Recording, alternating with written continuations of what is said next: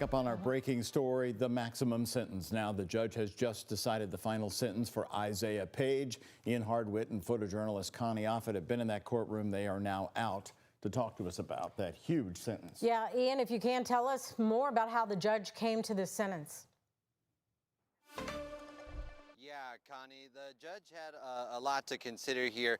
She was looking at Page's record in the year leading up to the shooting, and then the year after that, he was spending time in jail. 1 year before the murder of Bryce Gerlach at Harvest Homecoming, just down the street from us here in New Albany, he'd stolen his grandmother's car in Jefferson County.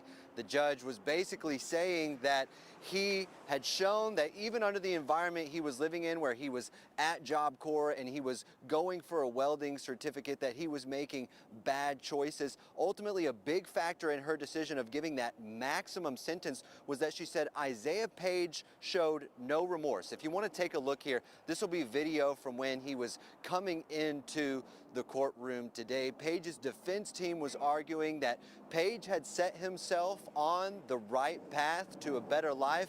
However, the judge just wasn't buying that argument. The defense asked for some time to have mental evaluations done on Isaiah Page. However, she denied that.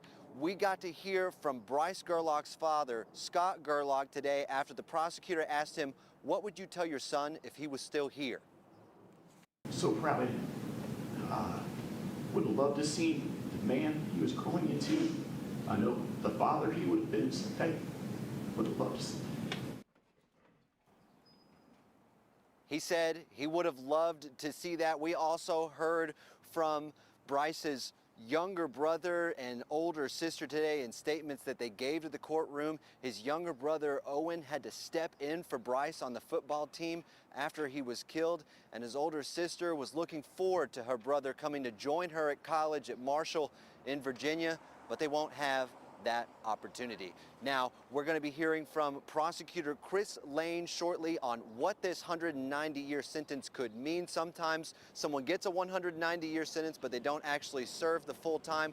We'll hear from him on what the maximum or minimum served times could be on this. We'll bring you that coming up at 6 o'clock. For now, I'm Ian Hardwitt reporting. All right. Ian, before you leave, real quickly, I want you to describe what the courtroom was like. 190 years, that's a sentence that is as big as I have heard in many, many decades around here. Talk about what the courtroom was like and what the defense wanted in this case, if you could state that.